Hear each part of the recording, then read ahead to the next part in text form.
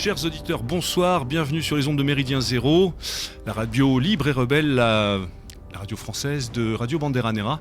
Très heureux de vous retrouver ce soir, Wilsdorf à la barre. Richement entouré, vous allez pouvoir vous-même vous en rendre compte. J'ai à ma droite mon compère habituel, Jean-Louis Roumégas. Bonsoir Jean-Louis. Olé. Voilà, Lord Igor à la technique, l'irremplaçable, sans qui rien ne serait possible ce soir. Donc je disais donc une richement entourée, Eugène Crampon également. Bonsoir. C'est le grand retour d'Eugène Crampon sur Méridien Zéro ce soir, pour parler d'une actualité, l'actualité littéraire, l'actualité autour des éditions du Rubicon, à l'occasion de la sortie donc, de ce livre Casa Pound, une terrible beauté est née. Et pour ce faire, nous recevons ce soir donc l'auteur du livre, monsieur Adriano Cianca. Bonsoir Adriano. Bonsoir. Bonsoir.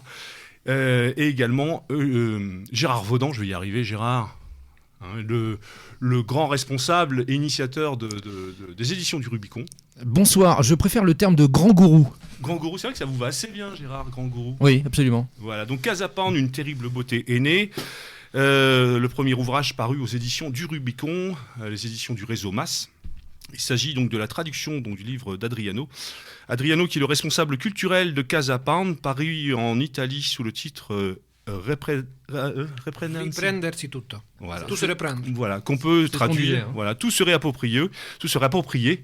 Un livre d'environ 360 pages qui tend à développer donc autour de 40 concepts les fondamentaux politiques du mouvement Casa Pound.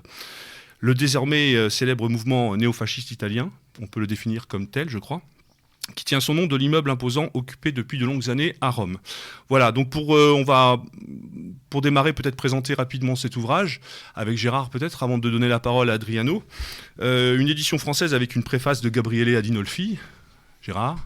Absolument. Notre ami Gabriele nous a fait la gentillesse et l'honneur de préfacer cet ouvrage, pour plusieurs raisons. D'abord parce que il a vécu longtemps en France, il y vit toujours par intermittence, on va dire, donc il connaît bien les Français.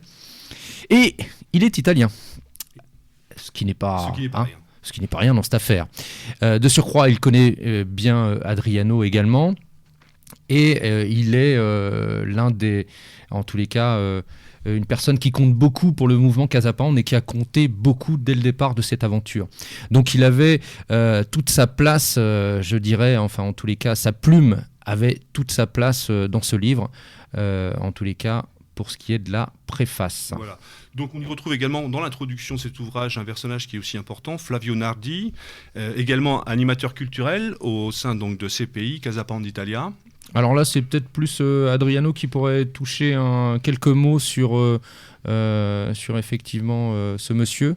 Oui, alors juste, je précise que pour le bon déroulement donc, de l'émission, nous avons la grande joie d'avoir avec nous, je ne l'avais pas présenté, et c'est une erreur grave de ne pas présenter ces dames, d'avoir Linda à nos côtés qui va nous permettre de traduire les propos d'Adriano. Bonsoir Linda. Bonsoir. Bonsoir.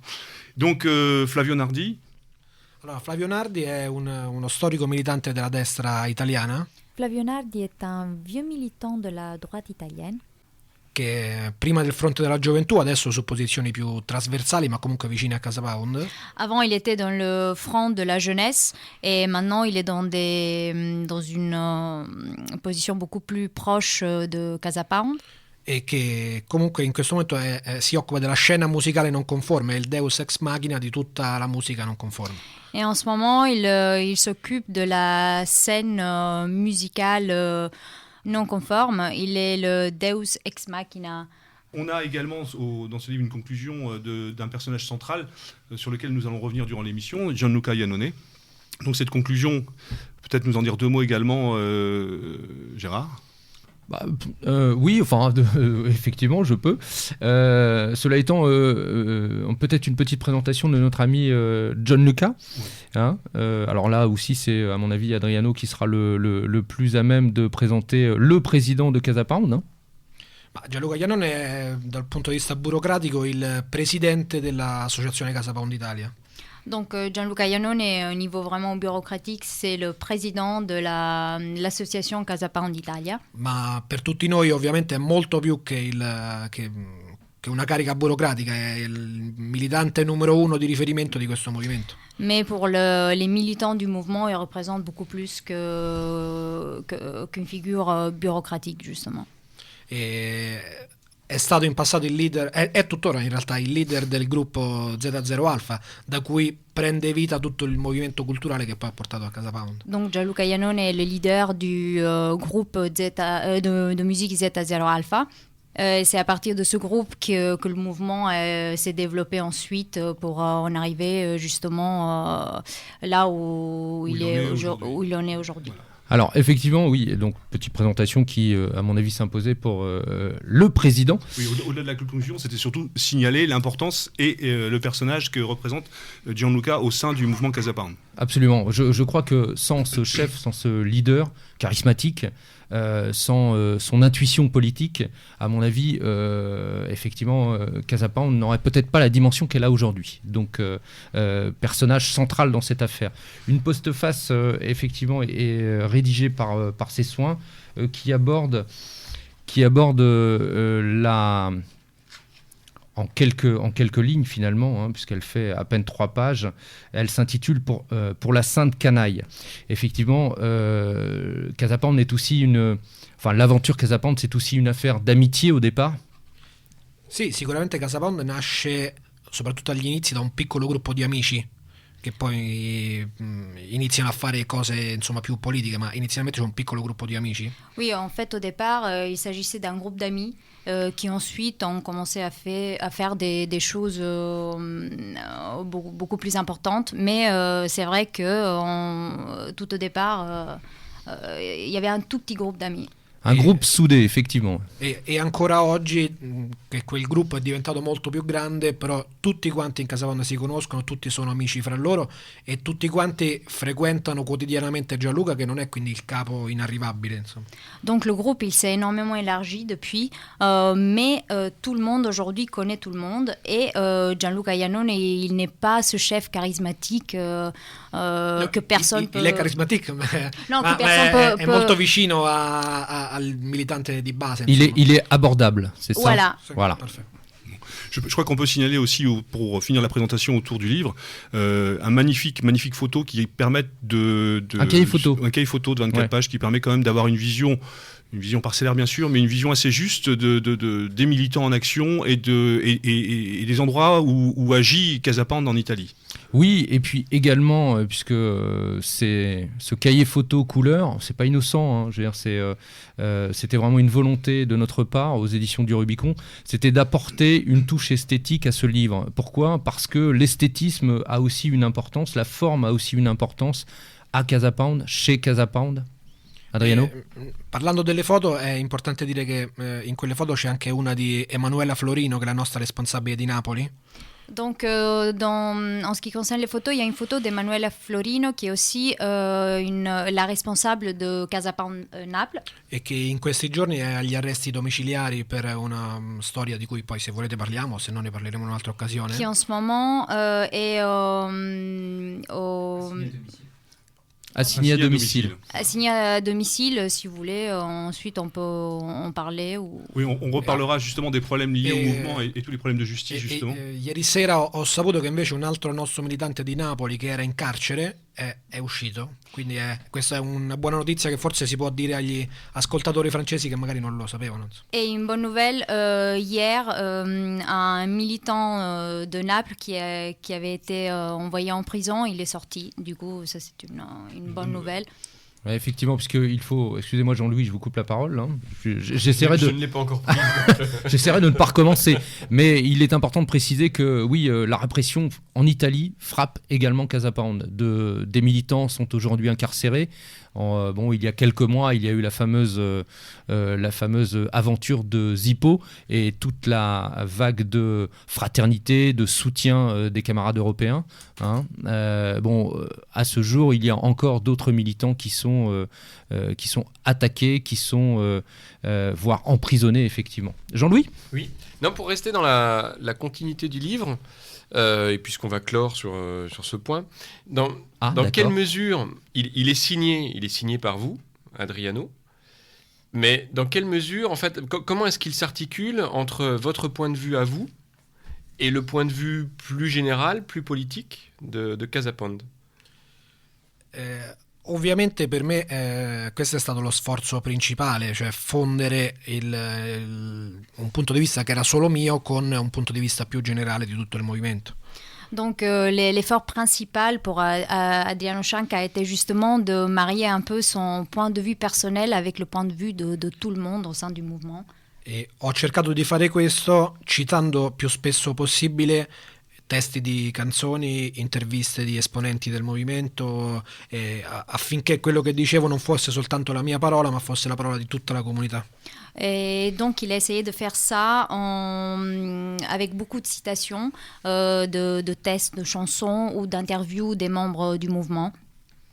Affinché ci fosse una fusione appunto tra il mio punto di vista e quello della comunità. Pour qu'il y ait justement une sorte de fusion entre son point de vue et celui de la communauté de Casa Pound. C'est-à-dire que, effectivement, pour rebondir sur les propos d'Adriano, ce livre, c'est ce que pense Casa Pound, ce qu'est Casa Pound. C'est donc un livre politique écrit par un des responsables de Casa Pound. Donc à ce titre, lorsque on évoque Casa Pound et qu'on veut découvrir Casa Pound, qu'on veut savoir ce que pense Casa Pound, ce que ressent Casa Pound, ce que défend Casa Pound, eh bien, vous retrouvez tous ces éléments dans ce livre.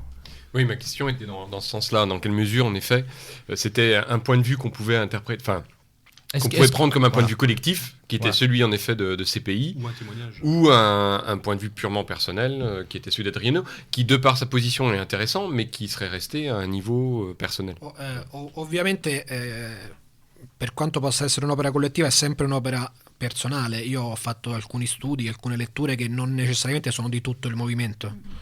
Même s'il s'agit certainement d'une œuvre collective, il a quand même allé éplucher des choses. Il a fait aussi des études, comme il dit. Il a vu des choses beaucoup plus personnelles qui ne correspondent pas forcément à tout le mouvement. Quindi lo sforzo principale è stato esattamente questo, ovvero c'è un percorso intellettuale che è il mio e che passa anche per esempio per la Nouvelle Droite, per esperienze di questo tipo anche francesi, e bisognava rendere tutto questo in modo che rispecchiasse anche il singolo militante che magari è giovane e non ha ancora fatto questo tipo di letture, quindi lo sforzo che ho dovuto fare è stato questo. Donc l'effort est principalement personnel. Son effort passe aussi par la Nouvelle Droite française.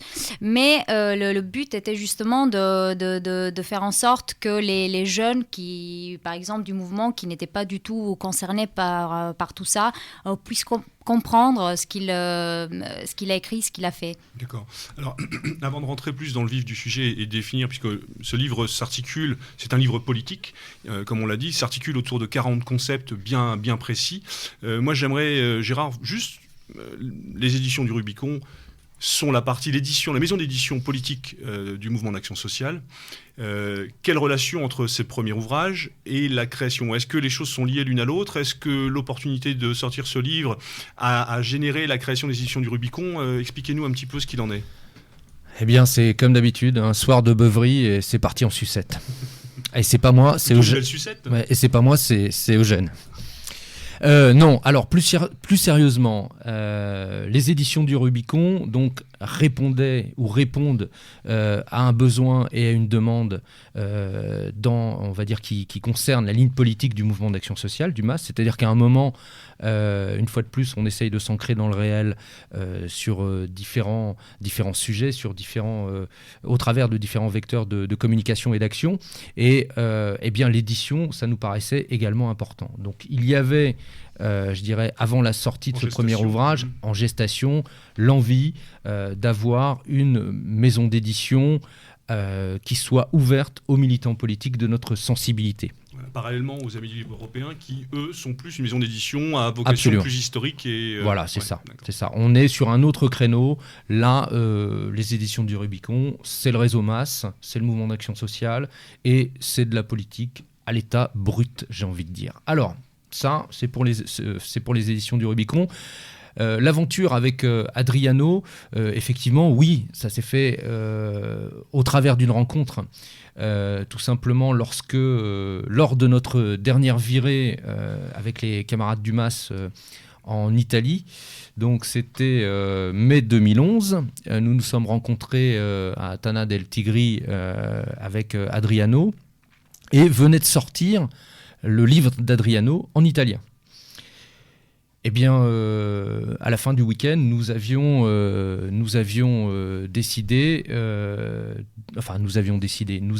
proposé à Adriano de passer en français son livre, de traduire son livre en français, de manière à pouvoir ouvrir aux lecteurs francophones, j'insiste sur francophone parce que au travers de la sortie de ce livre, on a pu découvrir que nos camarades québécois, nos camarades suisses, nos camarades belges, eh bien, s'intéressaient énormément à Casa Pound et à tout ce que pouvait véhiculer politiquement Casa Pound. Donc voilà, tout simplement, mai 2011, la rencontre avec Adriano, avec Sébastien, bien entendu, de Zentropa, et puis et effectivement, Gianluca était également présent. Donc derrière, le projet a pris forme.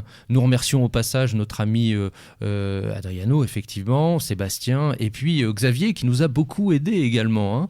Notre ami Xavier, qui est un Français qui est parti rejoindre ses camarades français à Casa Pound, à Rome. Io ovviamente ringrazio voi per l'opportunità che mi date di spiegare il pensiero di Casa Pound a tutti i camerati francofoni. Il vous remercie pour lui donner la possibilité de pouvoir expliquer la pensée de Casa Pound à tous les camarades français.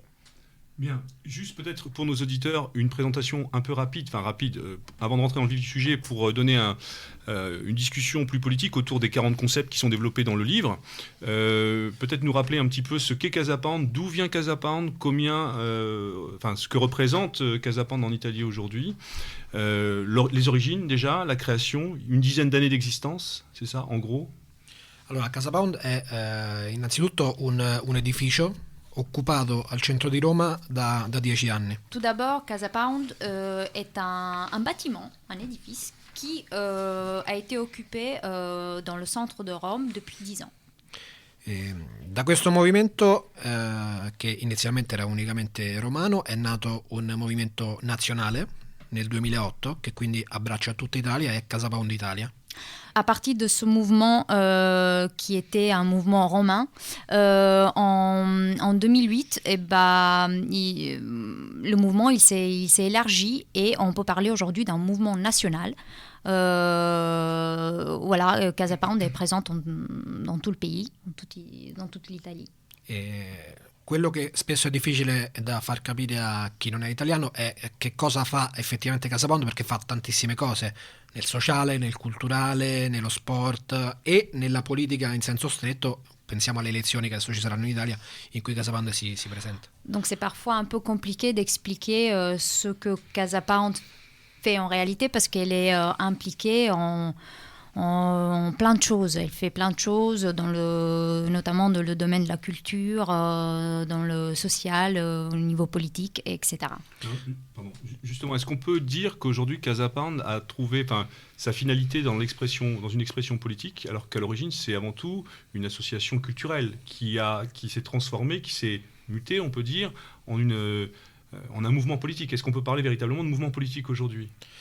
È un movimento politico, non è un partito politico, sono due cose differenti. Casa Pound est un mouvement politique, mais ce n'est pas un parti politique. Non è un partito perché non ha correnti interne, non ha congressi, non ha differenti visioni, non ha persone che vogliono fare la scalata al potere e soppiantare i leader. Donc il n'y a pas de courant intérieur, il n'y a pas de congrès en fait, et il n'y a pas de gens qui essayent de substituer quelque part le leader. Il n'y a pas de volonté de prendre le pouvoir. No, assolutamente. È importante dire che comunque Casa Pound si presenta anche alle elezioni, quindi fa anche politica in senso tradizionale, ma questo è la conseguenza di un'azione quotidiana. Il movimento non vive per le elezioni. Donc c'est important de dire que Casa Pound se présente aux élections. Oui, justement, ça, effectivement, on va en reparler parce que c'est quand même un phénomène majeur, nouveau pour Casa Pound, justement cette vocation électorale, on va dire, voilà. Alors que à l'origine, c'était pas du tout la vocation première du mouvement, ça c'est clair. Non, justement, ça ce n'est pas le but, c'est une conséquence par rapport à tous les problèmes qu'il y a, mais Casa Pound ne vit pas pour se présenter aux élections. Donc ça, on va en reparler un petit peu à Adriano, justement, par rapport aux différents concepts, justement, et voir comment on peut arriver au travers de ces concepts-là et de cette idée même de ce fascisme du troisième millénaire, comme Casa Pound aime à le définir, comment on peut arriver à rentrer dans le jeu électoral, justement. Oui, juste une question sur le Italia dans ces pays. Est-ce que c'est juste un moyen d'affirmer en fait une unité nationale pour le mouvement ? Ou est-ce que, et ça pourrait être interprété comme ça, ou est-ce que c'est l'idée qu'il y a une Casa Pound en Italie, mais qu'il pourrait y avoir une Casa Pound ailleurs, une Casa Pound France, une Casa Pound Espagne ? Au Togo ? No, noi crediamo che Casa Pound abbia molti amici in Europa e molti movimenti che sono fratelli di Casa Pound. Casa Pound a énormément d'amis en Europe qui sont proches du mouvement. Ma noi pensiamo che non abbia senso fare Casa Pound Francia, Casa Pound Spagna, anche perché è una mancanza di rispetto. Cioè, se io considero il MAS come una piccola Casa Pound, è una mancanza di rispetto nei confronti del MAS che deve fare la sua politica autonoma, per dire. Mais justement, il pense qu'il y a pas beaucoup de sens de créer une Casa Pound en France ou ailleurs, puisqu'il y a des mouvements locaux dans les autres pays, et c'est une sorte de manque de respect de proposer la création de Casa Pound ailleurs. D'accord. En fait, ce qu'on peut dire, je crois, c'est qu'il y a une vraie spécificité italienne et que le modèle Casa Pound est le fruit de cette spécificité italienne et n'est pas forcément exportable ou n'est pas forcément adaptable à des situations étrangères et notamment en France ou ailleurs. Io credo che ci sia uno spirito, c'è lo spirito che ha animato Casa Pound che è esportabile. Non è esportabile la forma, forse. Ogni nazione deve trovare la sua forma. Donc l'esprit qui a inspiré Casa Pound, il peut être exproprié, mais la forme, chaque pays... ses propres spécificités, tout à fait. De toute façon, c'est bien Mussolini qui avait dit que le fascisme n'était pas un produit d'exportation. Ma Mussolini ha poi smentito questa frase, ha detto che in realtà il fascismo aveva una dimensione europea, ma anche all'epoca ogni movimento era giusto che trovasse la sua forma, insomma. Mussolini, il est revenu sur ce qu'il avait dit. Il avait dit que le fascisme avait une dimension beaucoup plus européenne, mais c'est à chaque pays de trouver cette dimension. L'Europe, ça vous parle un peu plus, là, Eugène, non ? Moi, ça me fait drôle ce soir, moi qui suis gaulois, de recevoir des Romains dans notre studio. J'ai l'impression de trahir mes ancêtres. Alors, c'est cette idée d'Europe, on va en revenir justement, parce qu'au travers des concepts, on va en parler un petit peu plus tard peut-être. Effectivement, dans le concept, l'Europe, c'est quelque chose qui n'est pas été retenu. Donc, on en parlera avec Adriano tout à l'heure. Juste pour finir, est-ce que sur le mouvement lui-même, il me semble qu'il y a une vraie spécificité romaine, un côté un peu mythique de Casa Pound sur Rome. Est-ce qu'on retrouve la même spécificité dans les autres Casa Pound, ou est-ce que j'avais cru comprendre que les différentes Casa Pound en Italie n'avaient pas forcément la même identité, puisqu'on se retrouve autour de mêmes idées dans le mouvement, mais d'autres approches ou d'autres spécificités, et que Rome restait véritablement la Casa Pound originelle. Diciamo che Casa Pound Roma ha alle spalle 15 anni di lavoro e quindi ha molto vantaggio sulle altre comunità.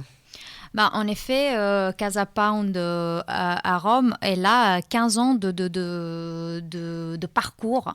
Du coup, c'est vrai que ce n'est pas tout à fait la même chose par rapport aux autres Casa Pound en Italie. Ma è giusto dire che comunque abbiamo molte comunità che sono molto forti anche fuori da Roma, penso a Torino, penso a Lecce, a Bolzano per esempio. Mais il y a tout de même des communautés qui sont fortes, comme Casa Pound de Rome, notamment Casa Pound Turin, Lecce, etc. Mais il me semblait qu'on retrouvait dans les Casa Pound en dehors de Rome des gens qui venaient d'horizons politiques de partis plus traditionnels ou de partis de la droite nationale plus traditionnelle italienne, non? Et qu'il y avait la spécificité Casa Pound était très romaine à ce niveau-là par rapport à politiquement parlant, et que sur les autres Casa Pound on retrouvait des gens venant d'horizons peut-être un peu plus différents. No, è forse il contrario, nel senso che i membri fondatori di Casa Pound a Roma hanno qualche anno in più della media dei militanti nel resto d'Italia, il che significa che loro hanno avuto modo di militare nell'MSI o in altri movimenti. Fuori di Roma sono molto più giovani e quindi spesso per loro Casa Pound è la prima esperienza. Les membres fondateurs de Casa Pound à Rome, ils sont un peu plus âgés par rapport aux militants des autres mouvements. Du coup, c'est eux qui inspirent quelque part les autres militants qui sont beaucoup plus jeunes. Et le modèle justement de Casa Pound, c'est le modèle romain. D'accord. Alors, pour rentrer dans le vif du sujet politique autour du livre, justement, Eugène faisait plus ou moins allusion à la chose, c'est que, et c'est ce que je disais tout à l'heure, dans votre livre et autour des concepts qu'on va développer, il n'y a pas le concept d'Europe. Est-ce que le concept d'Europe qui nous parle à nous au niveau du mouvement d'action sociale, est-ce que c'est quelque chose qui vous est, je ne vais pas dire étranger, bien évidemment non, parce qu'on a parlé des réseaux et des camarades qu'on peut avoir les uns et les autres, et des relations et des connexions qu'on a dans différents pays, mais est-ce que l'Europe, c'est pas quelque chose qui... de central ou de fondamental d'un point de vue civilisationnel ou d'un point de vue culturel? Allora, l'Europa è sicuramente un qualcosa di fondamentale nella visione tanto mia personale quanto del movimento Casa Pound. Donc le concept d'Europe est quelque chose de fondamental au sein du mouvement et dans sa vision personnelle des choses. Ma quello che era importante nel libro era anche sradicare un po' dei luoghi comuni della destra neofascista italiana. Mais ce qui était le plus important dans ce livre, c'était d'essayer de déraciner un peu les lieux communs de la droite européenne. Della destra italiana. De la droite italienne. E in Italia per tanti anni si è parlato molto di Europa e quasi mai di Italia, e quindi era importante forse in questo libro parlare più di Italia che di Europa. En Italie, pendant des années, on a parlé énormément d'Europe et pas beaucoup du pays en lui-même. Et c'était important dans ce livre de parler davantage de l'Italie que de l'Europe. D'accord. Ouais, et du coup, c'est vrai que ça peut surprendre hein, quand on regarde le panel des concepts. Il est très varié, ça va de anarchie à différence, en passant par imaginaire, tradition. Mais du coup, c'est vrai que le fait qu'il n'y ait pas Europe, alors que par exemple, il y a une entrée juif, qui, de mon point de vue, par exemple, aurait très bien pu faire partie du concept différence. D'accord c'est vrai que ça, du coup, ça surprend. En fait, ça correspond... Par exemple, dans ce cas-là, hein, pourquoi avoir privilégié ce terme-là par rapport à celui d'Europe, même si j'ai bien compris ce qu'Adriano nous a expliqué.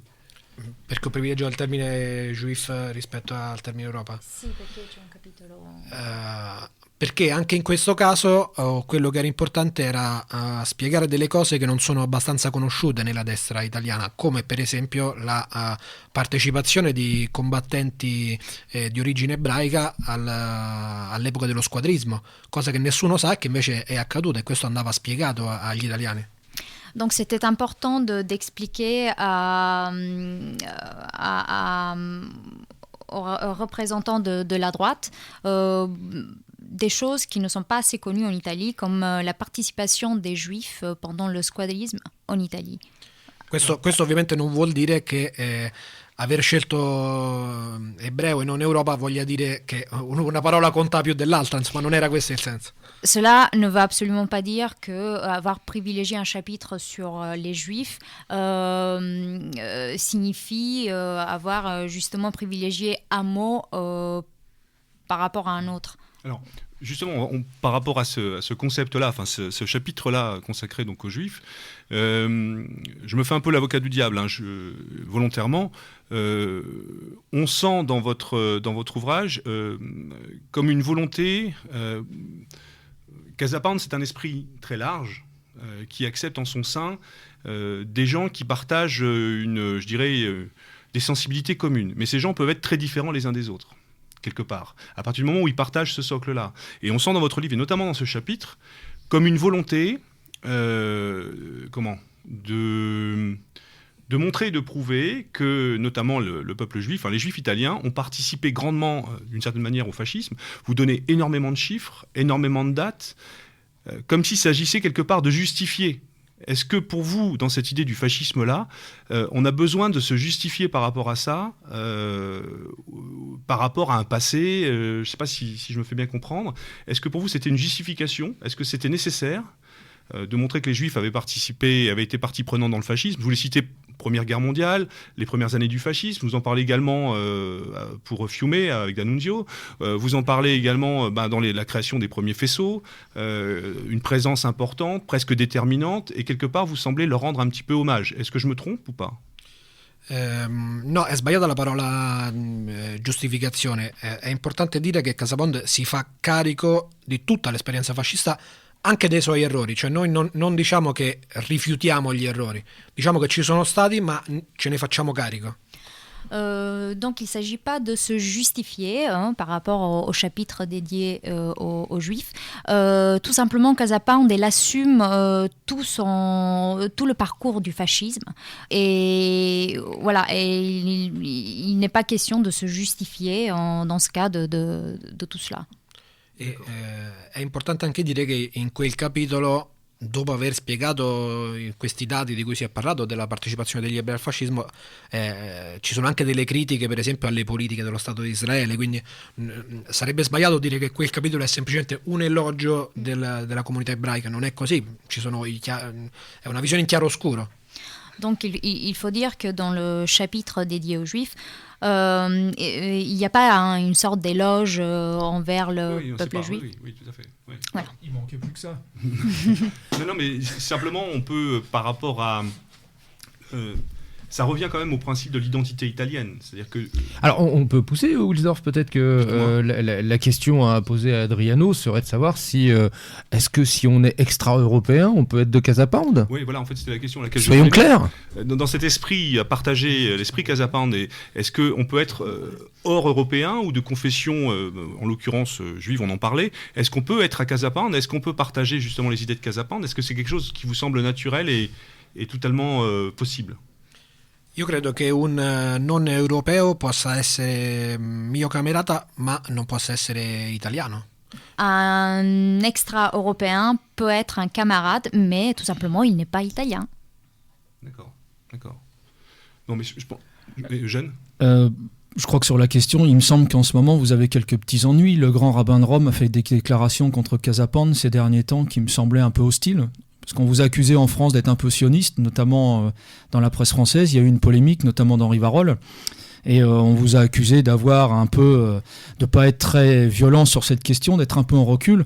Or, il me semble que c'est Gianluca qui a répondu en disant que ces derniers temps, le rabbin de Rome ne vous a pas épargné dans ses critiques ou a appelé contre vous une répression policière, judiciaire, etc.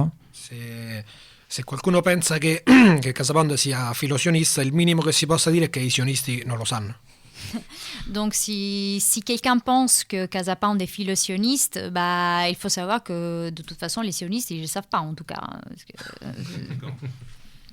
D'accord. Est-ce que la notion, justement pour en revenir et pour finir sur ce sujet-là, est-ce que la notion justement de race c'est quelque chose qui est fondamental ou qui est important dans la pensée de Casa Pound ? Ma la nozione di razza secondo noi è un po' limitante, diciamo. È importante sicuramente preservare l'identità italiana intesa come a 360 gradi, quindi nei suoi aspetti tanto biologici quanto storici quanto culturali, insomma, senza fissarsi sul concetto di razza che è abbastanza problematico, insomma, oggi. Donc le concept de race est un peu problématique. Il faut dire qu'il est important de préserver l'identité italienne au niveau biologique, au niveau traditionnel, etc., sans s'arrêter sur le mot race, justement, qui pose un peu plus de problèmes. Alors, ça fait drôle d'entendre ça de notre ami Chianca. Pourquoi ? Parce qu'il se définit comme évolien, me semble-t-il. Tu es évolien. Je crois que tu te reconnais pas mal dans l'héritage de Julius Evola. No, forse lo sono stato verso i 18 anni, diciamo, ho avuto una grande passione per Evola che ho poi integrato con altre letture non tradizionaliste per avere una visione più ampia. Oui, dans le passé, il a été évolien. Après, il a intégré à sa passion pour Evola d'autres types de lectures un peu plus traditionnelles. Je dis ça parce que Julius Evola a écrit un livre magnifique qui a été traduit il y a quelques années en France. Il en a fait 2 sur le sujet. Il y en a un qui s'appelait Le mythe du sang. Et puis il y en a un autre qui s'appelait Synthèse de la doctrine de la race, où il disait que finalement, pour être un Européen authentique, le matérialisme biologique, évidemment, c'était important. Pour être un Européen, il faut être un blanc, mais c'était pas suffisant. Il fallait y rajouter une dimension spirituelle et puis une dimension culturelle. C'est ce on peut être, il disait, on peut être blanc européen, mais on peut être non européen d'âme et non européen culturellement parce qu'on est vendu aux États-Unis, parce qu'on est modelé par le modèle américain, etc. Et il disait qu'un Européen authentique, c'était quelqu'un qui était un Européen blanc racialement, qui avait une âme européenne et qui avait une culture européenne. Est-ce que vous définissez, est-ce que vous reconnaissez dans les 3 aspects qu'a développé Evola là?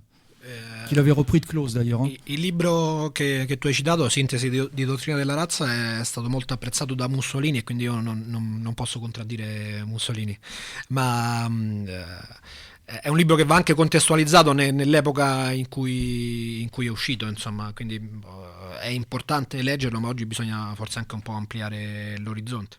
Le livre que vous venez de citer, La synthèse de la race, est un livre qui a été beaucoup apprécié par Mussolini. Du coup, Adriano Chianca, il ne peut pas contredire ce que Mussolini a dit. Mais il faut aujourd'hui ouvrir un peu ses horizons et ne pas s'arrêter à cela. Quand on a plusieurs millions d'étrangers sur son sol, c'est difficile de s'ouvrir à son horizon, à notre horizon. Je parle d'étrangers, je parle de races autres qui campent en Europe. Il y en a plutôt 20 ou 30 millions aujourd'hui. C'est quand même compliqué de s'ouvrir à d'autres horizons, non ? Io credo che su questo tema in Francia ci sia una sensibilità differente, anche perché c'è una situazione differente. Per quanto riguarda l'Italia e Casa Pound, nel nostro programma c'è chiaramente scritto che bisogna chiudere le frontiere e tanto basta. En France, il y a une sensibilité différente par rapport à tout ça parce que il y a beaucoup d'immigrés, notamment la position de Casa Pound sur l'immigration est très claire. Il faut fermer les frontières. Oui, il est certainement évident que la situation de l'immigration en Italie n'est pas celle de la France et qu'il y a là une spécificité. J'ai envie de dire, Wilsdorf, pas encore. Pas encore, oui. Pas encore. Mais peut-être est-ce qu'aujourd'hui, il y a la perception du problème de l'immigration, est-ce que c'est quelque chose de nouveau par rapport aux événements récents et par rapport à tout ce qui s'est passé à Lampedusa et ainsi de suite? Est-ce qu'il y a eu une évolution de la pensée ou de l'adaptation de Casa Pound par rapport à cette réalité-là? Allora, premesso che, come ho detto, la posizione di Casa Pound è contro l'immigrazione, quindi questo bisogna assolutamente ribadirlo. Io credo che sia la situazione francese a essere particolare e poi magari spiego perché. Donc il répète la position de Casa Pound par rapport à l'immigration est très claire. Ils ne sont pas du tout pour l'immigration. La position de la France aussi, elle est très particulière par rapport à tout ça et il va expliquer pourquoi.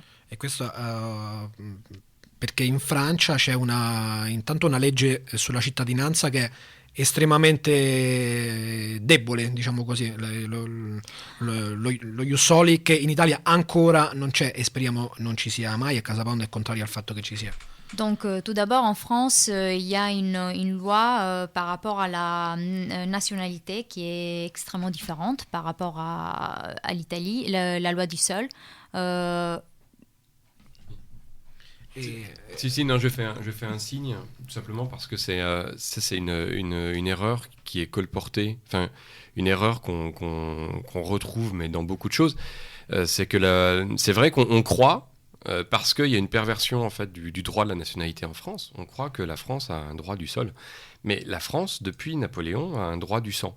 Simplement, que ce droit du sang soit perverti par un certain nombre d'adaptations, en gros, de la fin du XXe siècle, depuis les années 60, ça, par contre, c'est vrai. Et c'est du coup normal qu'Adriano fasse l'erreur. Mais c'est pas...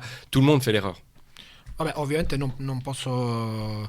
cioè, se me lo spiegano i francesi sarà sicuramente come dite voi, insomma. Però per esempio il fatto che qui in Francia ci sia una immigrazione particolarmente rancorosa nei confronti della Francia e dei francesi, con non so, i rapper che cantano le canzoni contro i bianchi, contro i francesi. Tutto questo in Italia non c'è, non so se un giorno ci sarà, ma per adesso non c'è. Pour l'instant, la situation en Italie est un peu différente par rapport à la France. En Italie, par exemple, il n'y a pas tous ces rappeurs qui chantent la haine envers le pays qui les accueille comme il y a en France. Mais il ne sait pas si ça arrivera un jour ou pas. Sicuramente noi saremo in prima fila affinché l'Italia non giunga mai a questo stato di cose. Et Casa Pound sera là pour que ça n'arrive jamais. Dans ce point de vue différent sur les migrations, sur les flux migratoires, est-ce que la tradition italienne, qui a longtemps quand même été une tradition d'émigration, est-ce qu'elle joue encore un rôle dans le point de vue ou pas? La domanda è sull'emigrazione italiana. Oui, je répète, dans quelle mesure le fait pour l'Italie d'avoir longtemps été un pays d'émigration et d'avoir alimenté des flux migratoires, est-ce que c'est quelque chose qui pèse encore dans le point de vue des Italiens plus généralement et donc de Casa Pound sur l'immigration ou pas? No, questo dato in realtà viene strumentalizzato dai fautori dell'immigrazione che dicono se noi siamo stati un popolo di immigrati e gli altri ci hanno accolto, anche noi dobbiamo accogliere gli immigrati, che però è un discorso che logicamente fa un po' acqua, insomma, per noi. Non, c'est un discours qui est un peu instrumentalisé. Ce n'est pas parce que l'Italie a été une terre où beaucoup de gens sont partis, qu'il faut à son tour qu'elle accueille des immigrés. Voilà, ce n'est pas parce que énormément d'Italiens sont partout aujourd'hui dans le monde que l'Italie, il faut qu'elle se charge d'accueillir tous les peuples qui arrivent. In realtà il discorso è il contrario, proprio perché l'Italia è sempre stato un paese che ha dato immigrati anziché riceverli. Questo significa che l'Italia è troppo piccola per gli italiani e quindi è un paese di emigrazione e non di immigrazione. Justement, c'est parce que l'Italie, elle a toujours, disons, exporté des gens qu'elle peut pas en accueillir. C'est un pays qui ne peut pas accepter l'immigration. Cioè l'argomento che viene usato per giustificare l'immigrazione è in realtà logicamente un argomento contro l'immigrazione. Et l'argument qui est utilisé pour justifier l'immigration, c'est un argument contre l'immigration. D'accord. Bien. Je vous propose de faire une première pause musicale, enfin, ça sera peut-être d'ailleurs la seule de l'émission. Et bien évidemment, comme il se doit, Zeta Zero Alpha. Peut-être, Adriano, quelques mots sur ce groupe, qui est quand même l'élément fondateur, qui est à l'origine, puisqu'autour du Cutie Sark, Zeta Zero Alpha, c'est la matrice de ce qu'est des origines de Casa Pound. Le groupe est toujours en activité, c'est... Sì, sì, il gruppo è tutt'oggi in attività, fa i suoi concerti, è ciò da cui tutto è nato, insomma, perché prima c'è stato il gruppo, poi c'è stato il movimento e quindi questo certifica anche la natura particolarmente culturale del movimento Casa Pound. Oui, le groupe il est toujours en activité, il fait des concerts et ça démontre bien le fait que le groupe est l'âme du mouvement, l'âme culturelle du mouvement, parce que tout d'abord il y a eu le groupe et après tout le reste. Bien. Donc tout de suite, chers auditeurs, Zeta Zero Alpha.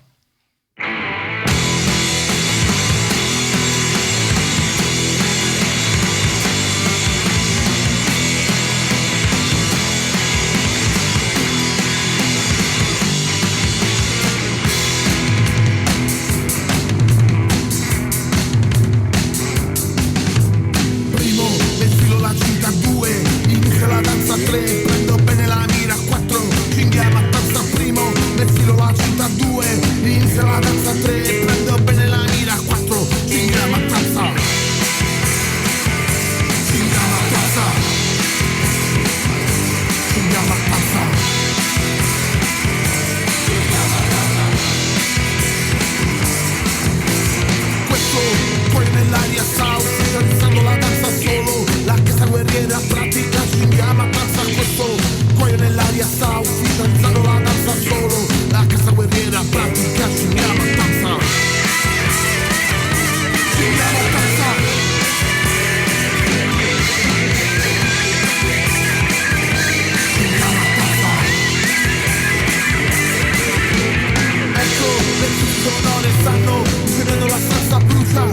vita d'arbitro urlerai, singhi abbastanza, ecco, le fisse sonore stanno incendiando la stanza brucia, la vita d'arbitro urlerai, singhi abbastanza.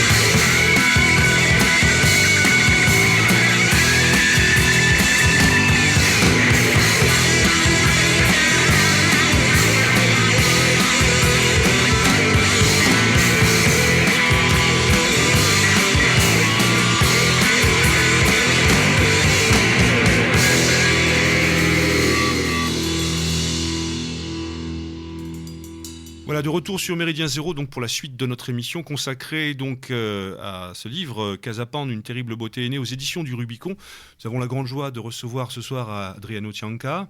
Adriano, une question concernant plus politique à l'Italie, qui concerne bien évidemment Casa Pound. Les changements politiques en Italie, changements récents, qui ont vu la mise en place d'hommes politiques qui sont quand même de purs produits du mondialisme et du capitalisme, à la tête du gouvernement et également au niveau des instances mondiales de la finance. Quelle est votre position par rapport à tout ça? Ma noi siamo stati il primo movimento a scendere in piazza contro Mario Monti e per noi questo governo rappresenta il male assoluto e la conferma di di tutto ciò che noi diciamo da sempre. Casa Pound a été le premier mouvement qui a manifesté contre le gouvernement Monti. Et pour Casa Pound, ce gouvernement représente le mal absolu et la confirmation de tout ce qu'il pensait depuis toujours. D'accord. Pour Casa Pound, le combat contre l'oligarchie mondiale, contre le capitalisme, c'est quelque chose de naturel et d'évident dans le principe qui est le vôtre politique. Direi centrale, cioè è il cuore stesso della battaglia di Casa Pound, che in questo si rifà ovviamente alla visione sociale del fascismo. Donc c'est le cœur, c'est la bataille principale du mouvement qui s'inspire justement Visione sociale del fascismo. À la vision sociale du fascisme. E anche è importante sottolineare che anche tutta la battaglia contro l'immigrazione di cui abbiamo parlato è inconcepibile senza una parallela battaglia contro il capitalismo. Le due cose vanno insieme. Et le combat contre l'immigration est un combat parallèle. En fait, vous rejoignez là le mouvement d'action sociale qui définit justement l'immigration comme étant l'arme première du capital.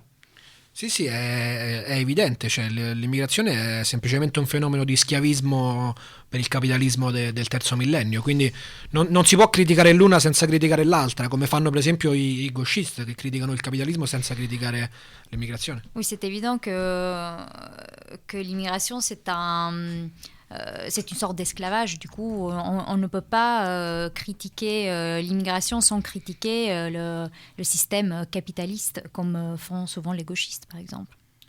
Est-ce qu'Adriano, tu serais capable de te faire prendre en photo avec un enfant noir dans les bras, avec le slogan suivant lui aussi, il est victime du capitalisme comme nous? Parce que cette affiche-là, c'était une affiche qui avait été faite, il me semble, il y a une vingtaine d'années par le MSI du temps de Pinarotti. Est-ce que toi, tu serais capable de poser sur une affiche comme ça? Devo commentare. Potresti posare in una foto con un bambino nero in braccio che dice anche lui è una vittima del capitalismo come me. Io credo che la frase sia giusta, ma fare oggi un manifesto del genere sarebbe sbagliato. Je pense que cette phrase est juste, mais aujourd'hui, faire un manifeste de ce genre, ça serait une erreur. D'accord. Est-ce que la situation politique au quotidien pour Casapande a changé justement depuis le gouvernement Mario Monti? On a l'impression qu'il y avait une espèce de, avec Berlusconi, une espèce de, comment dire, pas de tolérance, mais voilà, on vous embêtait pas trop, Casapande était plus ou moins toléré. On a l'impression que depuis les changements politiques, il y a vraiment eu un basculement dans la violence et une véritable répression qui s'est mise en place en Italie contre Casapande et contre les mouvements de la droite nationale. Di Berlusconi si possono dire molte cose negative e Casapande lo fa, cioè mette in chiaro tutti i suoi difetti. Ma sicuramente Berlusconi non è un antifascista militante, mentre quando ci sono i governi tecnici si innalza sempre la repressione e è successo già negli anni 90. On peut dire plein de choses négatives contre Berlusconi. D'ailleurs, Casapande ne perd jamais l'occasion de le faire. Mais il n'est pas... Berlusconi, ce n'est pas un antifasciste. Tandis que les gouvernements... quand on met en place un gouvernement technique, comme on l'a défini en Italie, la répression devient quelque chose de tout à fait normal, comme c'est déjà produit dans les années 90. D'accord. L'expression est intéressante justement, gouvernement technique. On a l'impression justement qu'aujourd'hui l'Italie est mise en coupe réglée par cette oligarchie, que la substance politique, admettons qui pouvait être avec Berlusconi, est totalement évaporée, édulcorée, et que c'est un gouvernement purement technique de financiers, des anciens de Goldman Sachs, qui aujourd'hui sont au pouvoir et qui sont là justement pour amener l'Italie dans une espèce de giron ou pour les remettre un peu dans cette logique mondialiste. Sì, ed è interessante notare come molto spesso si rimprovera a Casapande di essere antidemocratica, ma in tutti questi mesi in Italia non si è fatto altro che dire che serviva un governo che non venisse da libere elezioni. Et quindi forse non siamo noi i principali antidémocratici. C'est intéressant de remarquer le fait que Casapande est souvent décrite comme un mouvement antidémocratique, alors que après le gouvernement Berlusconi, on a demandé quand même que le nouveau gouvernement ne soit pas un gouvernement élu de façon démocratique. Du coup, ce n'est peut-être pas le mouvement de Casapande qui n'est pas démocratique. In tutti questi mesi i principali giornali italiani ci hanno spiegato che i governi che vengono dalle elezioni sono inaffidabili perché il popolo è inaffidabile e quindi bisogna eleggere dei tecnici, cosa che a noi sembra abbastanza grave. Pendant ces derniers mois, les principaux quotidiens italiens n'ont pas arrêté d'expliquer que le gouvernement ne pouvait pas être choisi par le peuple. Il fallait mettre au pouvoir des techniques, comme on les appelle, des techniciens, comme on les appelle. E poi la logica dei governi militari, perché Pinochet è un tecnico nel suo ramo e quindi non capisco perché si ritiene giustamente negativo quel tipo di esperienza, ma mentre si ritiene normale quest'altra esperienza. La logica è esattamente la stessa. Donc, par exemple, le gouvernement de Pinochet, Pinochet était un technicien dans son domaine. Du coup, on ne comprend pas pourquoi cela ne peut pas être critiqué. Justement, critiqué justement. Je ne suis pas un fan de Pinochet. Voilà, il n'est pas pour. Hein. Bien, alors justement, dans ce point de vue politique, dans le livre, il y a un concept qui est assez intéressant, qui est développé, qui est celui de l'anarchie. L'origine de Casapande est quand même un mouvement underground, comme on dit. À l'origine, au travers, il y a quand même beaucoup d'activités, par exemple autour de l'image, du tatouage, de la musique rock qui est essentielle, de la moto également. Cette relation entre l'anarchisme, de droite, qui est une notion qui est essentiellement littéraire en France d'ailleurs. Quel rapport on peut faire entre cette idée-là que vous défendez et qui pourra me parle assez relativement, enfin, en tout cas, et cette image du fascisme du 3e millénaire? Quelle relation il peut y avoir entre les deux, entre la réalité Casapound, qui est quand même une contre-culture quelque part, un mouvement qui s'affranchit des règles, qui a ses propres, son propre système de fonctionnement, alors que dans l'idée du fascisme, c'est quelque chose de beaucoup plus structuré, même si le mouvement est très structuré. Intanto è importante dire che anche qui c'è un dato storico, cioè l'adesione di molti anarchici al fascismo. Historiquement, l'adhésion des anarchistes au fascisme. Donc il y a une adhésion des anarchistes au fascisme. E c'è un aneddoto raccontato nel libro in cui Berto Ricci, che era un intellettuale fascista, va a iscriversi al partito, gli viene chiesto perché non l'ha fatto prima, lui dice che prima era anarchico e il dirigente del Partito Nazionale Fascista risponde: perché noi cosa eravamo? Donc il y a un intellectuel, Berto Ricci, qui va s'inscrire au parti fasciste et on lui demande mais pourquoi vous ne vous êtes pas inscrit avant?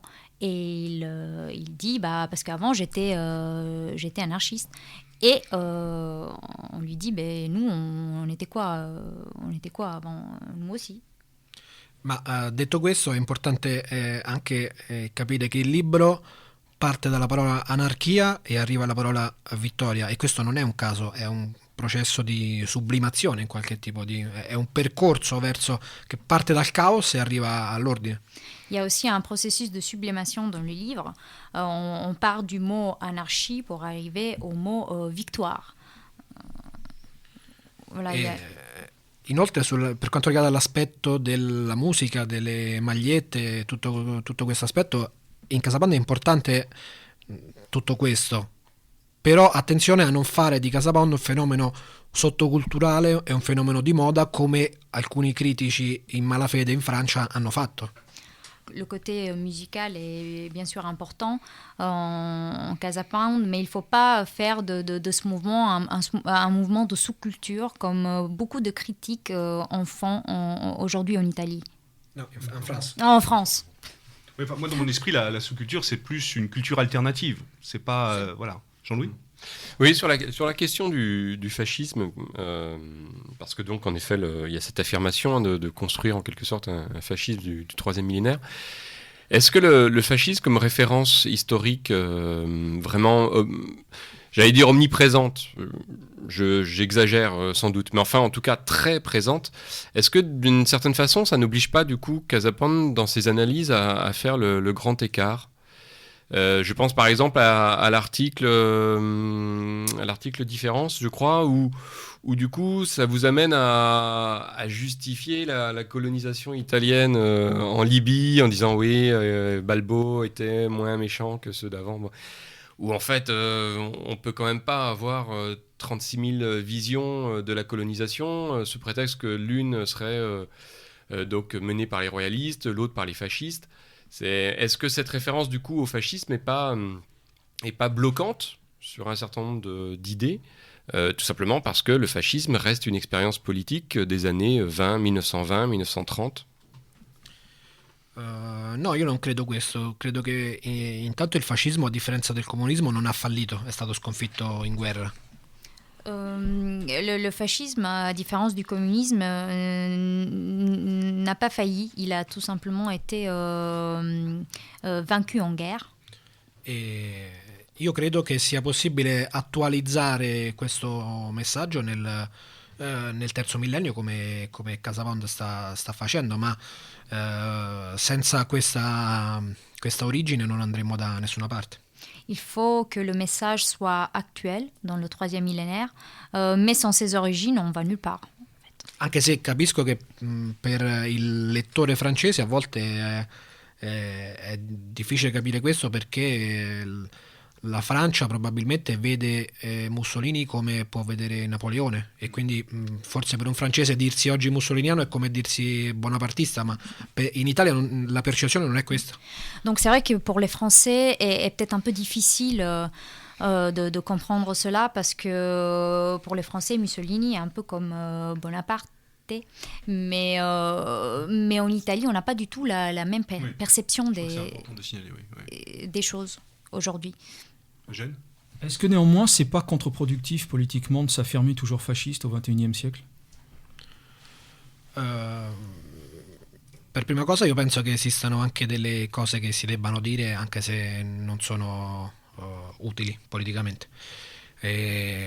Prima cosa. Il faut dire certaines choses même si aujourd'hui elles ne sont pas forcément utiles politiquement, au niveau politique.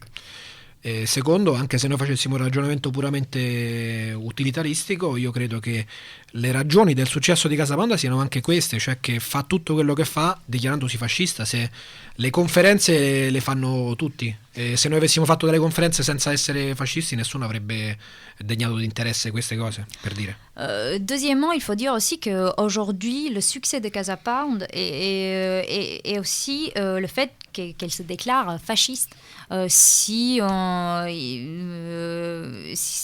on n'avait pas fait des conférences en disant clairement qu'on était fasciste, il n'y aurait pas eu peut-être ce grand succès qu'il y a depuis la naissance de Casa Pound. Mais justement, ce fascisme italien, est-ce que c'est quelque chose qui politiquement existe depuis la mort de Mussolini, qui a continué en Italie? Est-ce que Casa Pound a repris ça? Alors, est-ce qu'il n'y a pas aussi un côté provocateur, peut-être aussi parfois, au travers du fascisme? Nous, on voit ça avec notre prisme à nous, français, parce que c'est des mots qu'on a tout juste le droit de prononcer ici. D'abord parce que ça ne refait pas grand-chose, et parce qu'aujourd'hui, il y a énormément de choses qui ne peuvent plus être dites ou prononcées, notamment ce genre de mots. Est-ce qu'il y a cette continuité-là, ou est-ce que c'est quelque chose que Casa Pound s'est réapproprié, ou est-ce qu'il n'y a pas aussi une petite part de provocation au travers de tout ça?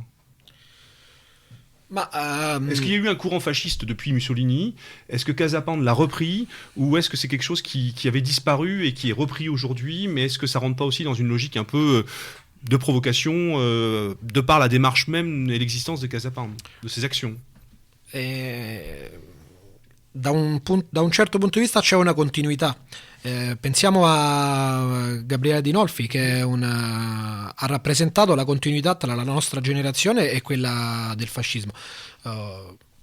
D'un certain point de vue, il y a une continuité. Par exemple, Gabriele Adinolfi, il représente la continuité du fascisme la génération fasciste, entre la génération fasciste justement jusqu'à la génération présente. Da un altro punto di vista, noi in Casa Pound diciamo che Casa Pound il fascismo l'ha ripreso da terra, come se fosse stato qualcosa che la destra italiana, soprattutto negli ultimi anni, aveva lasciato lì come se fosse uno strumento che non serviva. La destra italiana non parlava più di fascismo fino a Casa Pound. Et d'un autre côté, Casa Pound, elle a presque ramassé le fascisme qui avait été laissé par terre par la droite italienne, laquelle n'a plus parlé en fait du fascisme. Oggi nella destra radicale italiana è normale riferirsi allo squadrismo, ma fino a che Casa Pound Italia non ha parlato dello squadrismo, nessuno ha mai più parlato dello squadrismo da tanti anni in Italia. Aujourd'hui, dans la droite radicale, on parle du squadrisme, mais c'est justement grâce à Casa Pound qui en a parlé, parce que personne n'en parle plus depuis des années. Est-ce que c'est pas plus justement un état d'esprit? On pourrait imaginer le fascisme avec la création de nouveaux faisceaux, des squadrilles, comme vous dites. Est-ce que ces choses-là n'existent plus? Vous, dans votre conception politique, c'est des choses que vous n'avez absolument pas retenues? Tutto questo fa parte degli strumenti della lotta politica. Noi crediamo che oggi non sia più possibile agire letteralmente come gli squadristi. È ovvio che non si può andare nella sede di un tuo nemico politico e incendiarla, anche se loro lo fanno nei nostri confronti, insomma. C'est vrai que tout cela fait partie des moyens qu'on a de militer, mais aujourd'hui on ne peut pas faire littéralement ce qu'on a fait à l'époque fasciste. On ne peut pas aller mettre le feu aux ennemis, même si eux ils font très souvent et très volontiers. Voilà. Il fascismo viene da una guerra civile e quindi agiva con i mezzi di una guerra civile. Noi oggi non siamo ancora a quei livelli, e quindi per noi oggi la lotta è tutta politica. Donc le fascisme, il naît d'une guerre civile et il utilisait les moyens d'une guerre civile, mais aujourd'hui, la lutte de Casa Pound est beaucoup plus politique. Je crois que c'est pour ça. Finalement, ce que vient de dire Adriano, ce n'est ni plus ni moins que la définition du fascisme du 3e millénaire. On a à la fois le passé, le fascisme, la tradition finalement, une certaine tradition politique, et puis le 3e millénaire. Mais je crois que c'est relativement bien défini dans le livre justement, puisque entre modernité et tradition, il y a ce corollaire, ce pont qui existe, et c'est voilà. Ceci dit, il y a quand même une adaptation un peu particulière par rapport à ce qu'était le fascisme bien sûr. Voilà. Après, n'oublions pas que tout ça est un exemple italien. Italien, absolument. Pour aller un petit peu plus loin dans cette idée, là justement on parlait politique, on l'a vu, le côté alternatif du mouvement, l'image du fascisme du 3e millénaire. Moi je suis quand même un petit peu étonné, comment est-ce qu'un mouvement comme Casa Pound aujourd'hui, qui critique un système, peut aujourd'hui présenter des candidats aux élections. Est-ce que c'est une dérive au niveau du mouvement? Est-ce que c'est une évolution? Est-ce que c'est un changement? Est-ce que c'était quelque chose qui était perceptible ou envisageable il y a encore 4, 5, 6 ans? Est-ce que c'était une finalité? Aujourd'hui, se présenter aux élections, est-ce que c'est pas faire le jeu du système? Alors ça fait très stéréotypé ce que je dis là, mais est-ce que c'était dans la logique de Casa Pound de participer à des élections? Peut-être préciser d'ailleurs quel type d'élection justement. In senso stretto anche avere dei soldi in tasca è fare il gioco del sistema. Allora una persona che è antisistema dovrebbe vivere in una capanna su un albero. C'est vrai que même si on a un tout petit peu d'argent dans les poches, ça veut dire quoi? Quelque part, on fait le jeu du système. Dans ce cas-là, il faudrait vivre d'amour et d'eau fraîche dans une cabane quelque part, perdue dans les arbres. E poi è importante comunque sottolineare che Casa Pound in altre occasioni, anche negli anni scorsi, ha guardato con interesse alle elezioni, a volte presentando dei candidati indipendenti con la destra, altre volte dando il suo sostegno a candidati esterni. Poiché questo non ha funzionato, abbiamo presentato direttamente i nostri. Donc Casa Pound, elle s'est toujours intéressée à la politique.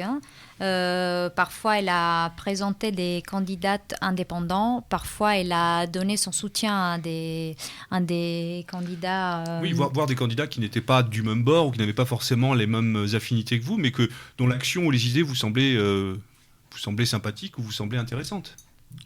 Oggi? Non, mais voilà, je sais que Casa Pound, même par le passé, a soutenu des candidats qui n'étaient pas de Casa Pound ou dans des villes qui, sur des initiatives bien précises. Per esempio, alle ultime elezioni regionali nel Lazio abbiamo sostenuto 2 candidati perché ci sembrava che sposassero, ad esempio, la battaglia per il mutuo sociale e questo non è accaduto. Questi candidati si sono rivelati degli emeriti sconosciuti e quindi tanto valeva presentarci con la nostra faccia. Oui, récemment, ils ont soutenu 2 candidates aux élections régionales du Lazio. Candidati del PDL. Du parti Oui. Et il s'avère que ces 2 candidats, ils n'ont pas eu ça n'a pas eu de suite. Et après, ils se sont présentés eux-mêmes, Casa Pound et la... À partir du moment où on n'est pas un mouvement de masse, est-ce que se présenter aux élections, c'est pas d'abord démontrer aux yeux de tous ses propres faiblesses? Non ho capito. Dal momento che non state in un movimento di massa, candidarsi non è una sorta di mostrare la propria debolezza? Candidarsi significa sicuramente contarsi. È ovvio che se Casa Pound prende il 10% o prende lo 0,10% è differente, ma qualsiasi sia il risultato, Casa Pound continuerà a fare esattamente quello che ha fatto, proprio perché Casa Pound non vive per le elezioni. Casa Pound ne vit pas pour les élections. Le fait de présenter des candidats veut tout simplement dire de se montrer, de montrer qu'elle existe, peu importe les résultats. Vous pouvez nous dire combien vous avez fait en termes de pourcentage? Alors ça c'est une question typiquement française. Hein. Droite-gauche, combien de pourcents? Quanto abbiamo fatto non lo sappiamo perché le elezioni ci devono ancora essere, quindi non sappiamo. Les élections, elles n'ont pas eu lieu encore. Faut suivre Eugène, la radio. Elles vont avoir lieu. Je sais que Casa Pound s'est déjà ponctuellement présenté sur des élections de manière bien ciblée, et je crois qu'ils ont entre 0,6 jusqu'à 2% des voix. Je crois que ça représentait à peu près ça. Mais du coup, le système politique électoral italien étant ce qu'il est, jusqu'où Casa Pound serait prête à aller trop loin? En fait, je pense en particulier en termes de coalition ou d'alliance. Est-ce que c'est quelque chose qui a été envisagé par le mouvement ou pas du tout? C'est à un moment un principe presque léniniste d'utiliser les élections comme tribune et pour porter la voix de Casa Pound, ce qui est une possibilité stratégique. Mais est-ce que l'idée d'alliance, de coalition, donc des choses qui, nous, sont plutôt appréhendées comme politiciennes, est-ce que c'est quelque chose auquel vous avez réfléchi Noi spesso siamo stati accusati da destra radicale italiana di essere troppo vicini al PDL perché non abbiamo tabù nei confronti di chi in qualche modo si presta, almeno a parole, a presentare le nostre battaglie. Casa Pound, elle a souvent été critiquée par la droite radicale d'avoir di essere vicina, d'être proche au Parti des Libertés. Ma nel momento in cui la destra istituzionale, oltre a non aver mai fatto nulla rispetto alle nostre battaglie, ma ha sostenuto di fatto il governo Monti, per noi ha cessato di essere un interlocutore. Mais du moment où la droite institutionnelle, elle n'a rien fait contre le gouvernement Monti, elle a même... non solo non ha fatto niente, elle a ma même l'ha sostenuto. Ce gouvernement, il trouve qu'ils ont le droit de se présenter. Alors, oui, justement. dans un mouvement nationaliste révolutionnaire, c'est quelque chose... Enfin, jouer le jeu des institutions, c'est quelque chose qui est pas véritablement concevable pour nous. Est-ce que c'est quelque chose qui a fait débat chez vous? Est-ce que c'est quelque chose au sein de Casa Pound qui a posé problème? Est-ce que tout le monde n'était pas d'accord? Ou est-ce que c'est quelque chose qui s'impose comme relativement naturel de ces élections? Per noi è naturale perché i militanti di Casa Pound sanno bene che Casa Pound è forte delle sue idee, quindi qualsiasi cosa faccia loro sanno che Casa Pound non sta tradendo la causa, sta semplicemente utilizzando dei mezzi differenti. Ça a été quelque chose de tout à fait naturel. Les militants savent très bien que Casa Pound, elle est sûre de ses idées et elle ne va pas contre elle-même. Du coup, elle utilise des moyens tout à fait légitimes. Se per presentarsi alle elezioni bisognasse criticare il fascismo e Casa Pound lo facesse, quella sarebbe un tradimento, ma finché Casa Pound non fa questo, per noi non c'è problema. Si pour se présenter aux élections, Casa Pound devait critiquer par exemple le fascisme, ça serait une sorte de trahison. Tant qu'on n'en arrive pas là. Mais vous n'avez pas l'impression, oui, justement, est-ce que vous n'avez pas l'impression d'abandonner une certaine idée de la révolution, une certaine volonté révolutionnaire en jouant le jeu des institutions, justement? Est-ce que c'est pas une rupture par rapport à une pensée, justement, au sein de Casa Pound? Bisogna chiedersi realisticamente cosa sia oggi la rivoluzione. Noi abbiamo veramente in testa le barricate per le strade e delle persone che a un certo punto entrano in Parlamento con i fucili e prendono il potere. Io non credo che questo sia realisticamente possibile oggi. Oui, il faut se demander un peu ce qu'on peut vraiment faire. Est-ce qu'on peut prendre le pouvoir par la force, par les armes? Non, ça, ce n'est pas réaliste de faire ça. Du coup, qu'est-ce qu'il faut faire au juste? E bisogna anche chiedersi cosa sia realmente il potere, che non è più qualcosa di localizzato in una struttura fisica, ma qualcosa di molto più diffuso. Il faut aussi se demander ce qu'est le pouvoir aujourd'hui. Ce n'est plus une réalité qu'on peut facilement identifier. C'est quelque chose de beaucoup plus vague. Considerazione questa che deriva, tanto per far arrabbiare i reazionari, dalla lettura anche di Michel Foucault, che non è esattamente un autore di destra, ma che nella critica del potere ha detto delle cose molto interessanti che bisogna leggere. Michel Foucault, dans la critique du pouvoir, il a dit des choses très intéressantes par rapport à tout ça. Alors, ça tombe bien de parler en l'occurrence de Michel Foucault. On sent, on n'en a pas parlé, mais on a abordé le sujet. La dimension culturelle au sein de Casa Pound est essentielle. Elle est même un peu la matrice du mouvement. Les références au niveau des auteurs et des écrivains sont nombreuses. Ezra Pound, bien sûr, Casa Pound, Ezra Pound. On n'a pas abordé effectivement, mais je pense que les auditeurs l'auront compris d'eux-mêmes. Mais on sent, et je sens aussi par exemple sur l'article sur la violence, une certaine légitimité très jungerienne, une référence à Junger qui est quand même, voilà. Vous citiez Michel Foucault. Est-ce qu'on, quelque part, est-ce que on n'est pas dans quelque chose, dans ces références-là, dans une espèce de facilité intellectuelle ou trop intellectuelle? Est-ce que Casa Pound, des fois, sur certains sujets, ne se retranche pas derrière tous ces auteurs et derrière tous ces intellectuels? Beh, intanto bisogna chiarire che esistono autori che sono dei maestri, Junger, Pound, eccetera, sono dei maestri. Esistono autori che non sono dei maestri ma che dicono delle cose interessanti che non si possono ignorare, e il caso di Foucault è questo, che non è un nostro maestro ma è un autore che ha detto delle cose intelligenti.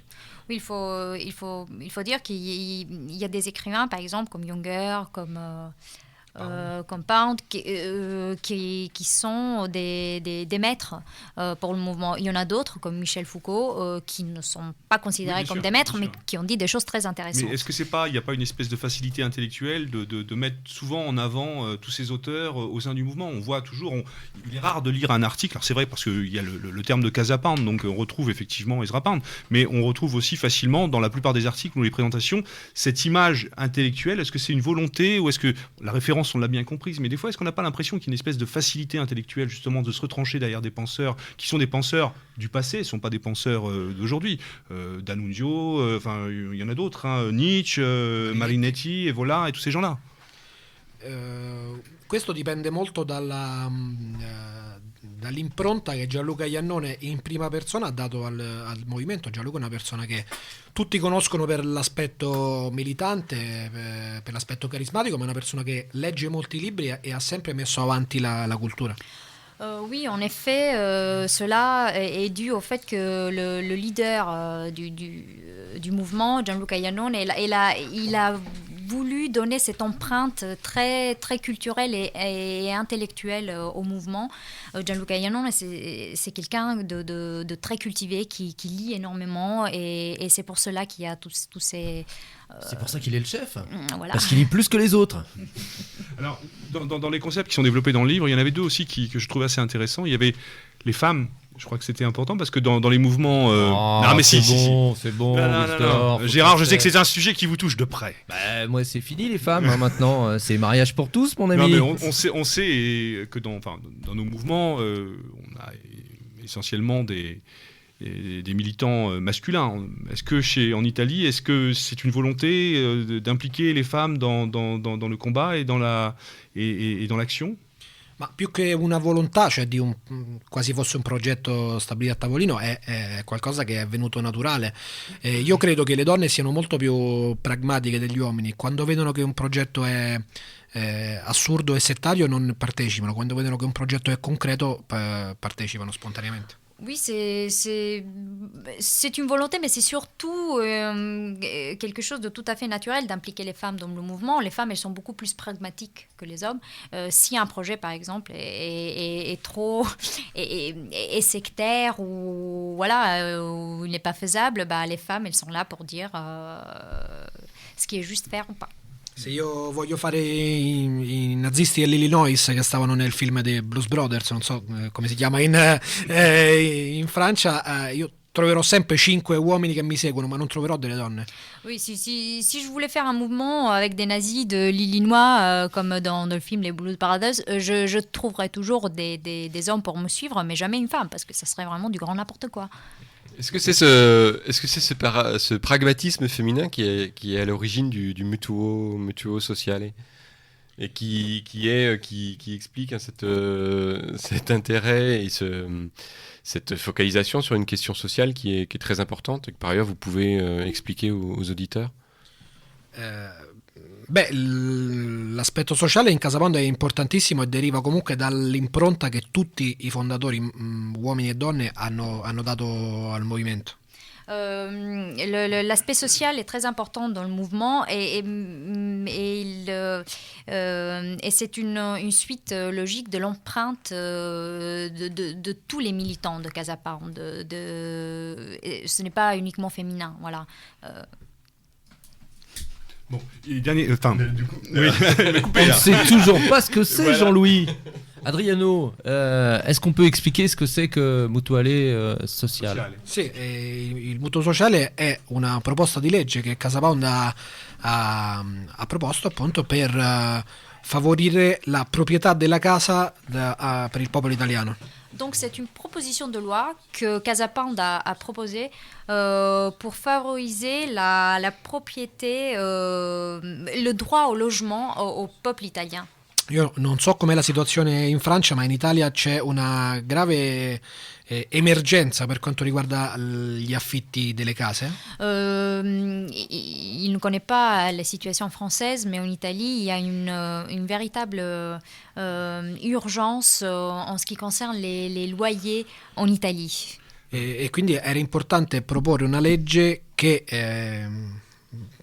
proponesse dei mutui che però non passassero per le banche, che sono i veri responsabili di queste emergenze. Donc c'était fondamental de proposer une loi pour créer des crédits qui ne passent pas par les banques en Italie. C'est ça. Voilà, un système alternatif. C'est c'est presque sarkozyste comme proposition.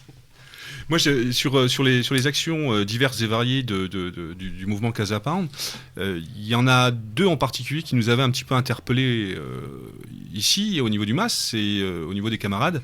Au niveau du vécu, exactement. Les actions extérieures du mouvement. Je sais que CasaPound a été très présent pour le peuple Karen. Qui est donc assisté, aidé par les militants de CasaPound, et une deuxième action qui nous a laissé un petit peu perplexes sur l'Afrique notamment. Pourquoi ce besoin d'aller ailleurs? Pourquoi ce besoin d'aller chercher je ne vais pas dire la misère à l'extérieur? Je pense qu'en Italie vous avez ce qu'il vous faut aussi, vous avez de quoi faire. Pourquoi et qu'est-ce qui justifie d'aller en Afrique aider des Africains alors qu'il y a tant à faire chez nous? Là aussi, c'est pour essayer de comprendre un petit peu la justification de tout ça dans cette espèce de nébuleuse que peut représenter pour nous CasaPound. Je crois que ça mériterait d'être un peu expliqué.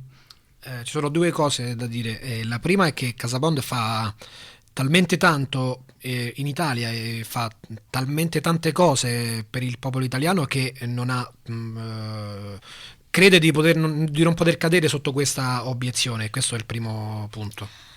Tout d'abord, CasaPound, elle fait tellement de choses en faveur du peuple italien que ce n'est peut-être pas, disons, légitime de faire cette remarque. Parce qu'elle s'implique énormément vis-à-vis de son peuple. E secondariamente tutti quelli che a destra hanno sempre criticato l'immigrazione hanno detto una cosa molto semplice: aiutiamoli a casa loro. E quando qualcuno lo fa davvero non capisco qual è il problema. Perdonami, questo è il punto fondamentale per combattere l'immigrazione, cioè creare sviluppo lì affinché non ci sia immigrazione. Il y a un point fondamental, un point que beaucoup de gens peut-être critiquent, mais il faut dire que pour quelque part pour éviter et pour combattre l'immigration, il faut aider les gens chez eux. C'est pour cela que CasaPound a fait des actions à l'étranger. À aider des populations chez elles et pas Je veux dire par là qu'on aurait pu envisager ce genre d'action. D'ailleurs, CasaPound le fait depuis peu, je crois. Elle s'occupe aussi beaucoup au niveau du Kosovo maintenant. Voilà. C'est des choses qui peuvent sembler plus naturelles puisqu'on partage un socle commun de civilisation et de culture. Ça nous paraît plus évident d'aller dans ce sens-là que d'aller aider, même si le combat des Karen est tout à fait légitime. Pour celui de l'Afrique, ça me semblait moins évident, mais voilà. Je crois que c'était important de préciser que vous puissiez expliquer à nos auditeurs justement la finalité de ces actions justement. Voilà. Ma la finalità di queste azioni è semplicemente intanto è differente perché comunque come giustamente è stato detto, per il Kosovo c'è anche una prossimità di civiltà che è importante da rilevare. c'est différent en fait. Il y a une différence entre l'action qui a été faite en Afrique et celle du Kosovo, parce que c'est vrai que par rapport au Kosovo, il y a il y a une question de civilisation qui est beaucoup plus proche à la nôtre. E, nel caso dei Karen, per esempio, è importante sottolineare che i Karen sono l'unica etnia del Triangolo d'Oro che non commercia droga, e quindi anche questo in qualche modo ricade su di noi, oltre al fatto che comunque alcuni Karen si ispirano in qualche modo al fascismo, per quanto possa sembrare strano. Et la tribu des Karen est la seule du triangle d'or qui s'inspire au fascisme et qui aujourd'hui ne fait pas de trafic de drogue. E invece per quanto riguarda l'Africa è evidente che non c'è una prossimità culturale di alcun tipo, ma c'è la voglia di... Sont des catholiques. Les Karen sont catholiques, sont des chrétiens. Sì, Ils sont chrétiens, ça n'a rien à voir avec ça. Il parlait della il parlait des Kenyans.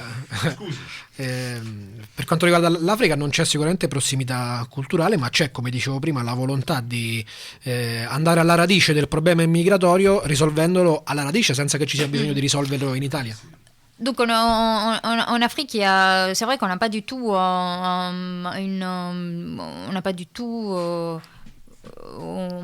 comment dire, une proximité. Un socle commun, oui. Voilà. Le but est tout simplement d'aider les gens chez eux et pas ici. Finalement, c'est une transcription dans le réel de l'Europe aux Européens et l'Afrique aux Africains, quoi. Parfait. Merci Adrien.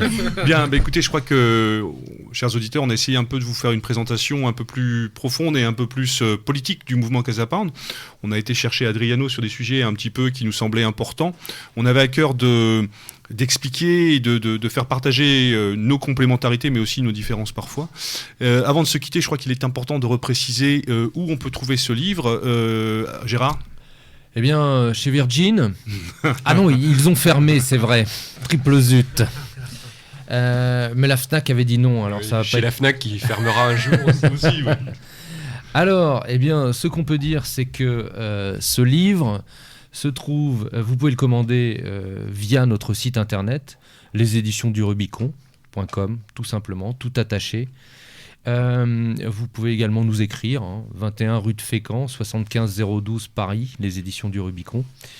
Et puis dans toutes les bonnes librairies, alors l'idée c'est qu'il n'en reste plus beaucoup en France. Des bonnes librairies. Cela étant, vous pouvez également le commander chez votre libraire. Vous lui donnez le nom, Casa Pound d'Adriano Chianca, et vous rajoutez les éditions du Rubicon. Voilà. Il est au prix, merci mon cher Eugène, de 24 €, 26 € par compris, que dis-je, 26 € par compris. Voilà, n'hésitez pas, nous sommes à votre disposition. Un ouvrage militant, un ouvrage indispensable pour mieux comprendre la situation italienne et mieux comprendre les principes fondamentaux politiques de Casa Pound, mais aussi un ouvrage militant qui... Et également, je dirais, je vous coupe, j'avais envie, Wilsdorf, j'avais envie.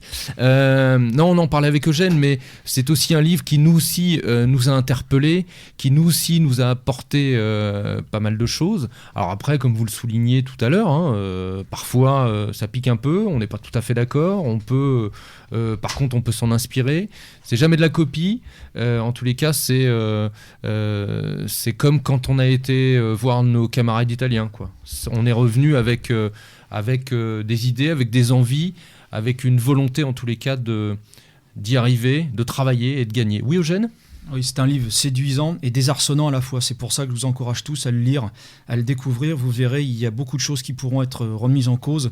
Et si vous voulez faire une rupture par rapport à tout ce qui ne marche pas, vous pouvez vous inspirer largement de ce que notre ami Adriano a mis dans cet ouvrage. Voilà, merci. Une véritable singularité. Et je crois que... on a essayé en tout cas de vous faire partager cette singularité. Le mouvement d'action sociale est proche de l'expérience Casa Pound, a sa vraie spécificité aussi, et on arrive aujourd'hui à trouver des points de convergence, mais aussi, et c'était un peu l'objectif ce soir de l'émission, de faire valoir aussi certaines différences qu'il était important de peut-être, ou de choses un peu méconnues, d'expliquer à nos auditeurs ce soir. Voilà. Je vous remercie. Merci beaucoup, Adriano. Merci C'était à un vous. vrai grand plaisir de vous recevoir. Un bon séjour chez nous. Un grand merci à Linda pour son travail ce soir. Merci. Ce n'était pas simple, un travail d'équilibre. Maîtrisé de main de maître. Voilà. Je vais essayer. Merci Eugène. À très bientôt Merci, sur nos Phyllis. ondes. Vous nous manquez, revenez nous voir. Et merci Gérard. Merci Jean-Louis. Et merci Igor. À très bientôt. Et comme d'habitude, à l'abordage. Et pas de quartier.